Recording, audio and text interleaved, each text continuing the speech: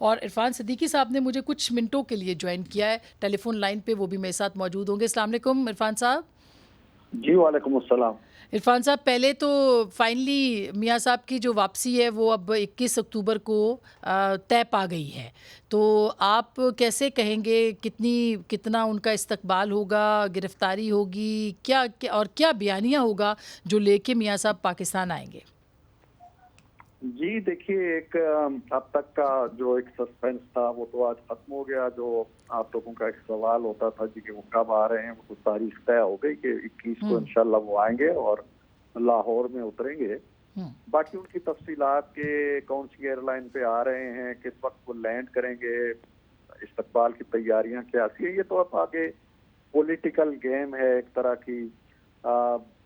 मुस्लिम league नून कहती रहेगी जी के बशमूल शायद मेरे के जी पूरा पाकिस्तान उमड़ आएगा, दूसरे उसके अलावा कुछ कहते रहेंगे। तो ये तो आगे देखा जाएगा कि क्या होता है। But the big news is that he is coming back. वो वापस आ रहे हैं और आके वो इंतखाबी मुहिम में हिस्सा लेंगे। जहां तक आसमा आपका ये कहना है कि जी उनका बयानिया क्या होगा, जब मैं देखता हूँ उनकी इंतखाबी मुहिम्मात जो पिछली रही हैं तकरीबन हर इलेक्शन के अंदर, वो एक बयानिया लेके चलते हैं और वो होता है अपनी परफॉर्मेंस का बयानिया। अच्छा। अपनी कारकर्दगी का बयानिया वो कंपेयर करेंगे, अब भी करेंगे कि जब जिस दिन मैं गया था पाकिस्तान से, तो मैं पाकिस्तान को कहाँ छोड़ के गया था, मैं डॉलर कहाँ छोड़ के गया था, मैं 9 रुपए यूनिट या 11 रुपए यूनिट बिजली छोड़ के गया था। वो कहेंगे जी मैंने इतने एयरपोर्ट्स बना दिए, इतने ब्रिजेस बना दिए, इतनी मोटरवेज बना दी, 62 बिलियन डॉलर की मैं सरमा, ये उनका बयानिया रहेगा। अच्छा। ये इसलिए कि मैं ये समझता हूँ, इसलिए नहीं कि मेरा ताल्लुक है पीएमएलएन के साथ, जाहिर है कि ये भी एक वजह है, लेकिन मैं समझता हूँ कि उनके पास मौजूदा जो सूरत हाल पैदा हो चुकी है आज, ठीक, इसके अंदर, इसकी चक्की के अंदर पिसने के बजाय वो लोगों से सिर्फ ये कहेंगे कि मैं जब था, वो जलसाए आम में आके यही कहेंगे कि मैं जब था तो तुम्हें रोटी कितने की मिलती थी। तो बिल्कुल सिद्दीकी साहब, बिल्कुल आप सही कह रहे हैं, ये तो उनका बयानिया हो सकता है, लेकिन वो जो वोट को इज्जत दो, सिविलियन बालादस्ती और एहतसाब का नारा, और फिर हाल ही में उन्होंने भी कुछ किरदारों के एहतसाब की बात की थी।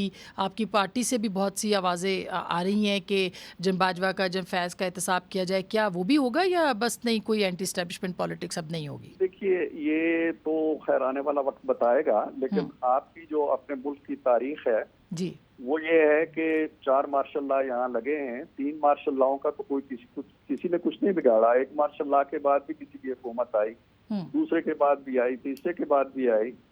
सिर्फ नवाज शरीफ साहब ने एक डिक्टेटर का मुहासबा किया, उसके लिए अदालत कायम हुई, उस पर गद्दारी का मुकदमा चला और फिर उसके लिए मुश्किल हो गया कि वो पाकिस्तान वापस आके जिंदगी के दिन उसी सहूलत के साथ गुजारे जिस सहूलत से जफर खान ने या अयूब खान ने गुजारे थे, या जनरल ज़िया उल हक साहब तो हादसे का शिकार हो गए।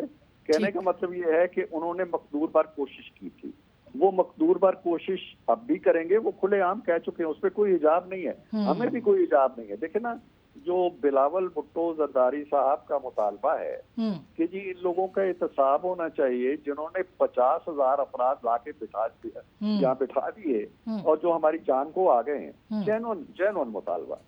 इसी तरह ये भी होना चाहिए कि जब 2017 के अंदर मुल्क एक ठीक डगर पे जा रहा था, मुल्क आगे बढ़ रहा था, आईएमएफ को हमने सलाम कर दिया था।